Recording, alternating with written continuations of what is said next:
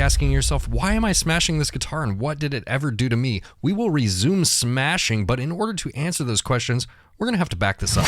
In the quest for the most cheapest, budgetiest, shreddiest metal guitar, I have dove headfirst into the absolute bowels of some of the most popular shopping platforms out there, but none quite like today's video. Wish.com, founded in 2010, quickly gained traction as an e-commerce platform offering discounted products that look like something out of a dystopian nightmare. Sourced directly from manufacturers, particularly in China. China? Seriously, if you have any experience with Wish.com ads, it's usually like, what the f is this thing you are trying to sell me? Meat socks? A helmet for chickens? A dress made of bees? Human teeth? Whatever the f this thing is, and a Donald Trump toilet cleaner. Okay, this one is actually pretty funny. China. I remember every time I would log into Facebook getting hit with this ad and not caring enough to read the text or see what it was, but just associating Wish with this weird picture of a woman with something on her face, later realizing, oh, that's an ad for a dental dam. I'm not a dentist. Why would Wish think that I needed this? Despite the horror of untargeted Wish ads that still haunt my dreams to this day, I decided to dive in and try and find a cheap guitar for this series. And oh boy, did I find one.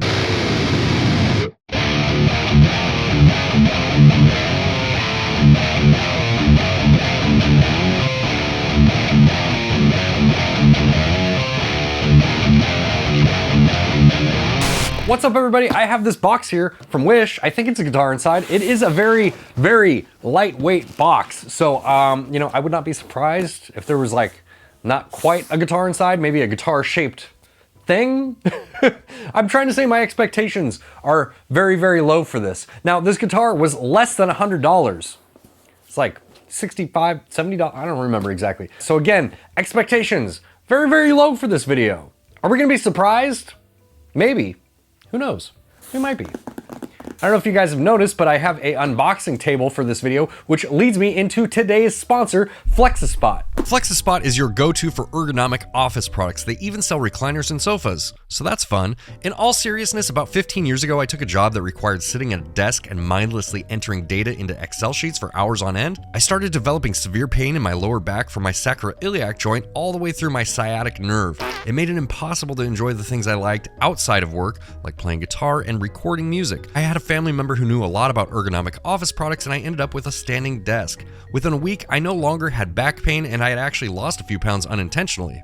Yay. Now, back in those ancient times, standing desks would cost you upwards of $2,000 for a nice motorized one, but luckily today they are much more affordable, and as of right now, shooting this video, Flexispot has one on sale for $129. Like, what? The experience of customizing my own desk through Flexispot was super fun and intuitive. I landed on this mahogany top, which I think looks pretty fancy. Like I'm the kind of guy who drinks aged whiskey or something. But you can customize your own base color and top. They have a ton of different options to choose from. So far, I've been very, very impressed with this Flexispot standing desk. It actually replaced my old one. I have the E8 desk frame. It features whisper quiet dual motors that can handle a weight capacity of up to 352 pounds. It comes with a digital control panel where you can store 4 different height setting presets, which is really handy if you have multiple people using the same desk. A 15-year warranty on the desk frame and the motor, as well as a 2-year warranty on the control panel and the electronics, and anti-collision functions that help prevent unwanted accidents. So if you are interested in saving your back, check the link down in the description. Help out the channel.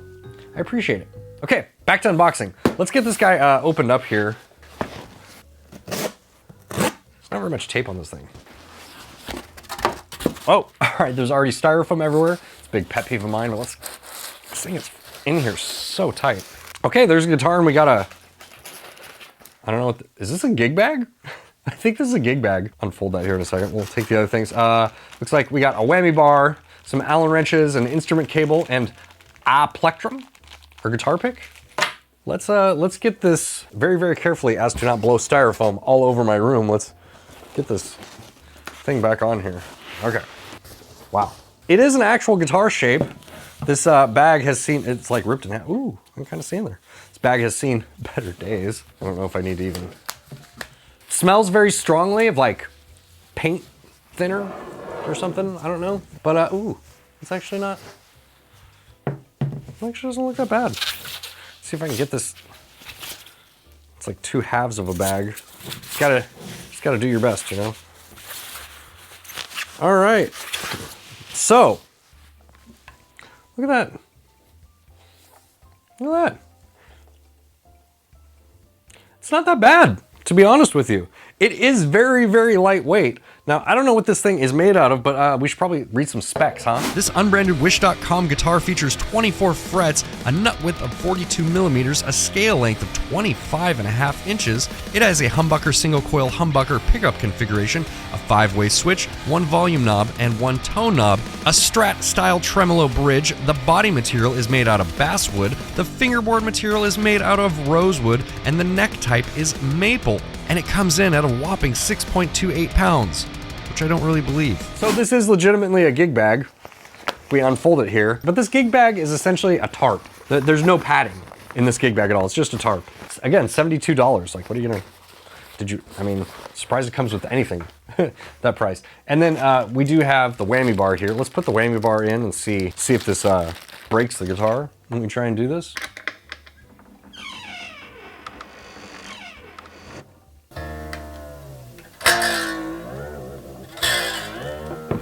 Okay, so the whammy does work, technically. I mean, it did feel like the wood was gonna give and the tremolo was gonna fly off of the body there for a second, but it worked. So, surprised on that. And then we have this strap here also, and you know, it's like that fake leather, almost like felt paper material. I feel like I could just like rip this apart, but it's actually holding up, so I can't hold that against it. Those are things. Okay. So to be honest with you, my first impressions of this guitar are not bad at all. I really expected something far less guitar-like in its final presentation. I'm gonna go out on a limb and guess that these frets are nickel. I have no idea what they are. The craftsmanship is not really that excellent. The neck is unfinished, and there are spots where it is like clearly unfinished, like where it still feels rough, like they didn't fully hit the back of it with a sander. But you know, again, $72, like what is there to complain about at $72? I think that if you needed a prop guitar, this probably fits the bill. I mean, look at it. $72, it looks pretty cool. I think it looks pretty cool for what it is. But, you know, what does it sound like? Can we get it to play well? You know, I just keep reminding myself, I paid like $72.16 for this guitar. So I just want to hear what the electronics can do, but I will go through and like clean up this fretboard a little bit because like it's pretty raunchy still. So just to be able to play it, I'm gonna go ahead and clean this up a little bit. I am going to adjust the string height. Strings are quite far off the fretboard. There's no sharp fret edges. Ooh, look. I can move this out of the way because it's height adjustable. You know, it's playing not that bad. There's no sharp fret edges or anything like that. Like I said, it just needs to be set up. The strings are like kind of all over the place with the fretboard. The neck actually looks pretty, yeah, no, the neck needs to be adjusted too. The neck profile is not the most uncomfortable thing ever, but it is really chunky. It's C-shaped, but it's definitely on like the chunkiest end of the C-shape spectrum. Okay, so I'm noticing something else here that is wrong with this guitar. The bridge is crooked. The bridge is super, super crooked. So all the strings, yeah, if you look at it, all of the strings don't really align on the neck. They're all like shifted over towards the high E string. There's more space on the fretboard on this side than there is on this side. And even the saddles are all, I don't know if this is something I can fix when I set it up maybe, but the actual saddles are like skewed towards the control cavity.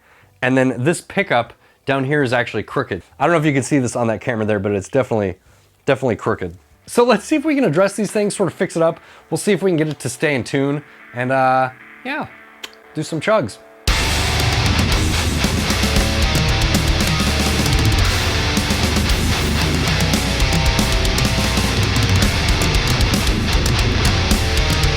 Okay, so I'm trying to take these strings off and I've already come across problem number one, and I'm not really sure how I'm going to deal with this yet, but the strings will not come out of the bridge. They are stuck in there. Like these things, basically, these strings are like, they're just straight up stuck in these holes, so I'm not really sure what to do. I guess I'm going to try and get something in there to like force them out. Like a ice pick or something. I don't know.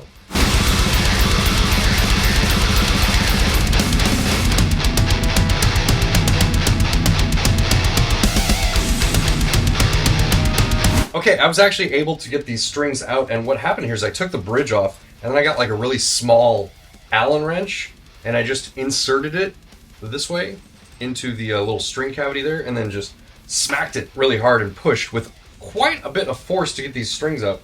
And I think the actual strings that they used, these end pieces are just too big.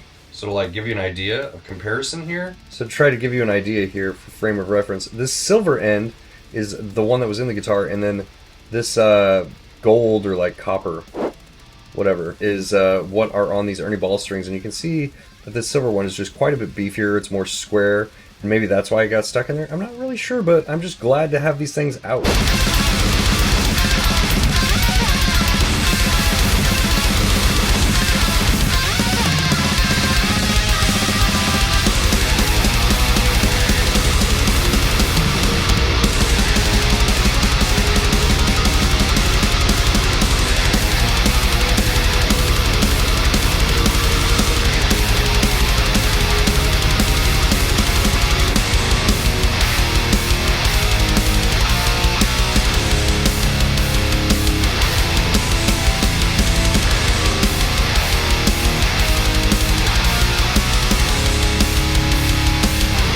Okay, another goofy thing I'm coming across is, do you see how mangled this screw is in here? Like, these screws are at just such weird angles. They're supposed to go straight into the body so that you can adjust this claw, right? But you can't really adjust this claw because the screws are at such a terrible angle here that, like, this is just where the claw is stuck at. So when I took these springs off to remove the bridge, I might not be able to get these back on. I'm gonna try my best. Okay, couple things that I want to mention before I put this absolute hunk of shit back together. The bridge is crooked, like it's set in here crooked, and I believe that's what's causing these saddles to want to like drift this way to the right. There's these little grooves that these pegs sit into that are supposed to hold the saddles in place and not have them move left to right, but regardless of that, these saddles just want to move that way, and I think it's because the bridge is crooked. I could be wrong on that, but yeah, just something I'm pointing out. I cleaned this fretboard off as well, and I mostly just cleaned it off. Normally I would just put some fast fret on there, call it a day, but this fretboard was so egregiously dirty. I felt like I just had to scrub it off for my own benefit so I didn't have like dirt and garbage all over my hands from playing this guitar. And then the last thing here, the reason that I haven't put the backplate on yet is because I was able to reset this screw because the wood is very soft. I don't trust that this is going to stay here. I'm just hoping it makes it through this video. And then the springs I didn't put with this spacing because I wanted to. I couldn't get this spring in the last position here because it's just up so tight against the edge of the cavity here, so I couldn't actually get the round part of the spring around this hook. So that's why it's like this. Pretty garbage. And then when you put the backplate on as well, you'll notice that you can't actually access the low E string. So that's why I haven't put it back on yet, but we are going to put it back on right now. So regardless of like the setup and everything, which was very frustrating, I wouldn't think that like if you were a beginner, this would be something that would just come naturally to you. You would probably have to take this to a professional. For those of you that always pointed out, I made sure that the strings were stretched and that there's nothing in the nut sort of like obscuring them, like the nut is cut to the appropriate width for the strings. I'm going to finish sealing this thing up and we're going to plug it in and see if any of that was worth it. I'm plugged into a Boss Katana MK2 head, Mesa 4x12 cabinet, microphone, no post-processing. It's actually not loud. Shockingly quiet right now.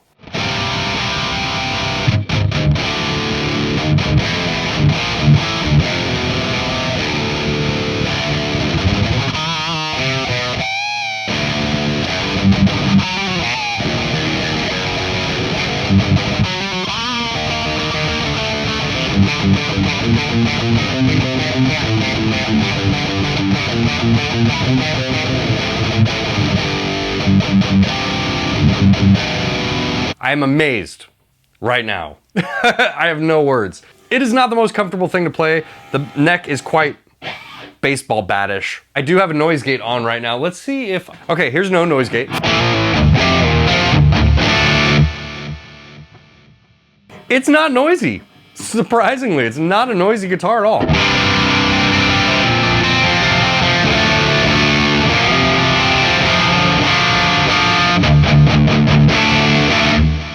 I am also shocked it's actually stayed in tune this long, especially given all the circumstances with the bridge and whatnot. It's kind of amazing staying in tune.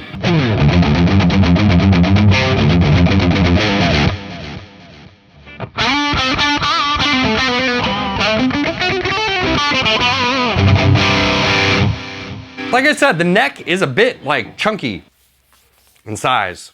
Not the most comfortable thing to play, but again, we're talking about a guitar that's like less than $100. I don't really know what the expectation should be for a guitar that's this inexpensive, you know? I feel like the expectation should be like here. And if that's the case, then I would say it's performing above its expectation.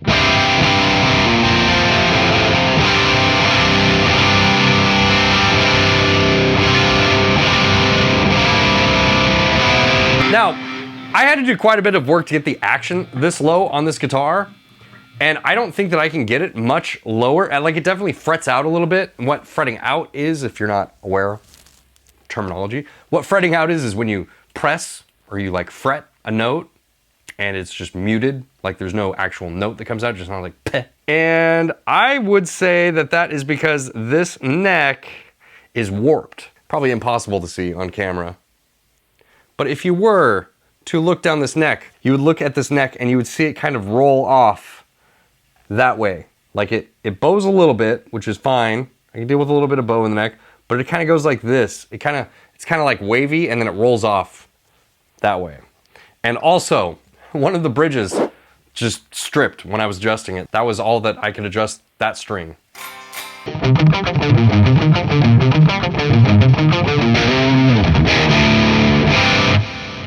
Let's just hear what the pickups sound like with like a clean, no distortion.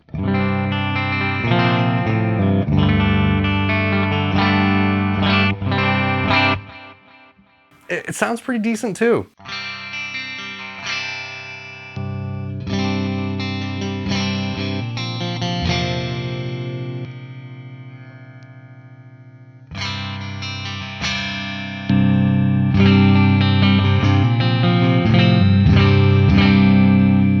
It sounds like positions 2 and 4 are out of phase.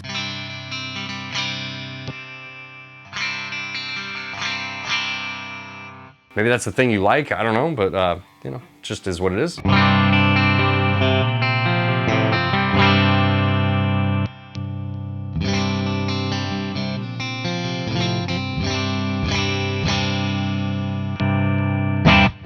go back to some heavy tones, huh?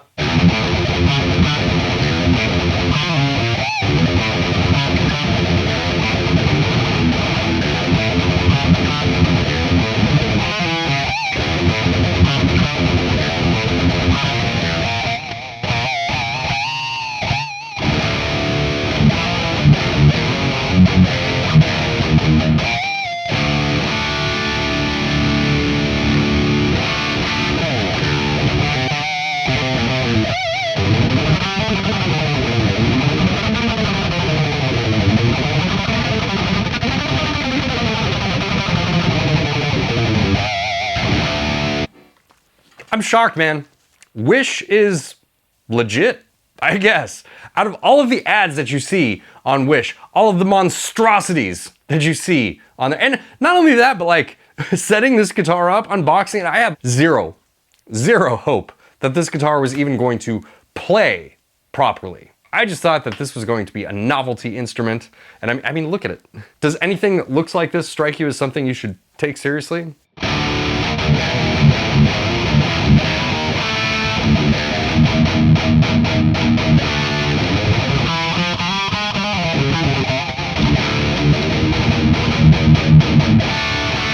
Really hard to hit pinch harmonics.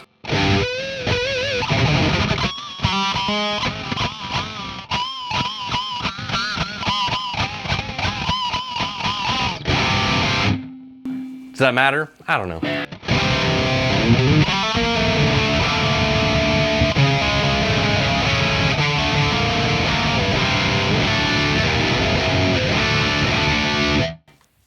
It's staying in tune. It's not the most uncomfortable thing to play. It's definitely not comfortable to play, but it's not the most uncomfortable thing to play. It smelled like a fucking chemical factory when I opened it.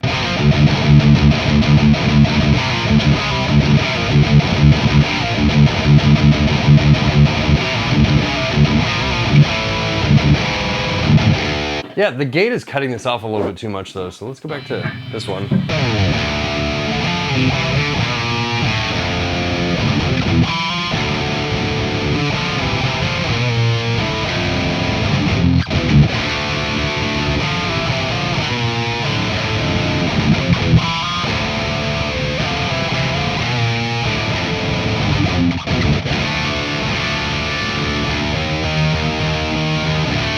Let's hear the difference between this and the guitar that I play all the time on this channel. Sounds like through this rig, just for some, reference. Jesus Christ. Oh, dude, that jack was in there. Holy shit, dog. Okay. Okay, this is my Deviant Guitars Grimoire. It is made out of a bunch of really nice woods. It has EMG X's in it. Here's what this sounds like. I haven't touched anything on the amp.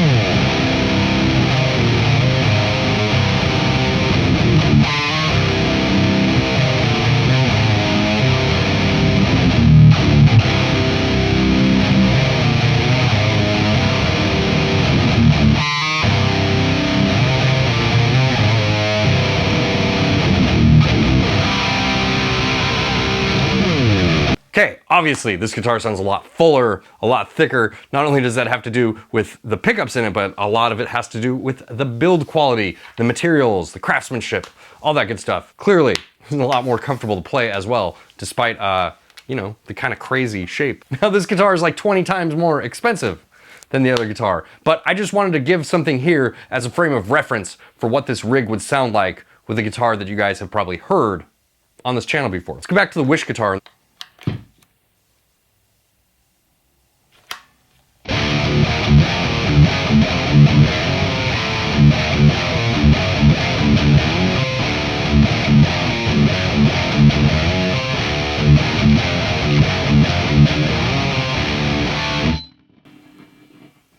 Okay, so a few things here. The playability of this guitar.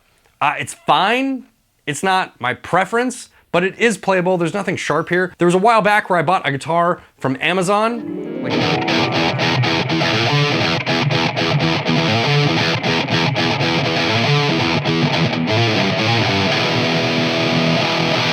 Oh, so second problem here that we're having is, remember what I said about the fretwork being very good?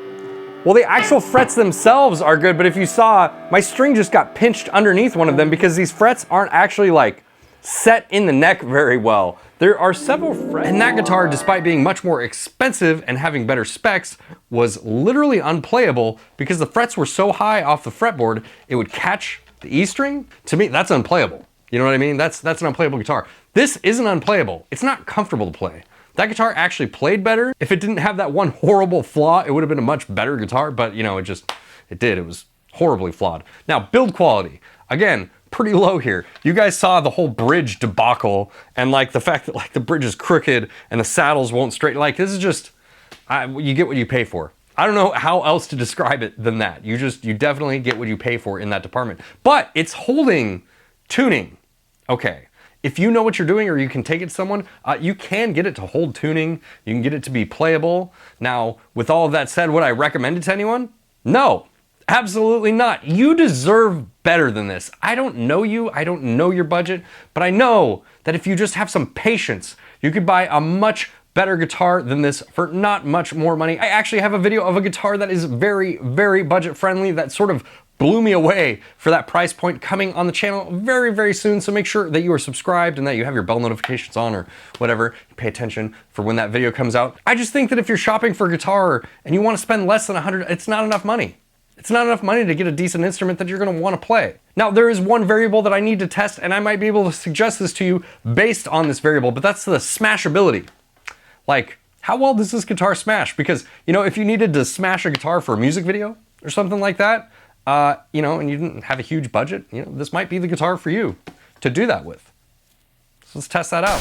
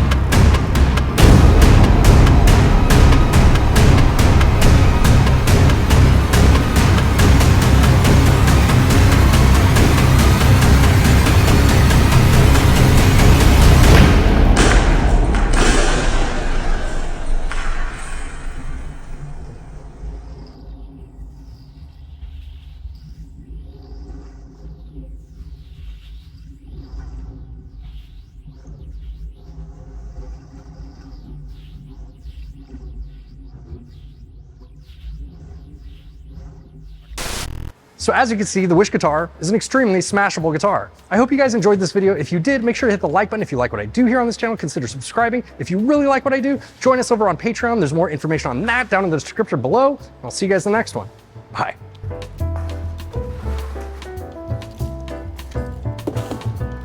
Do you need any pickups?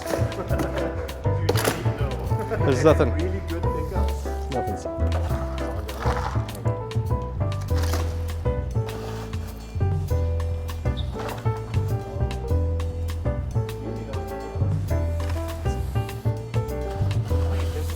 Oh wait, let's do the whole demo.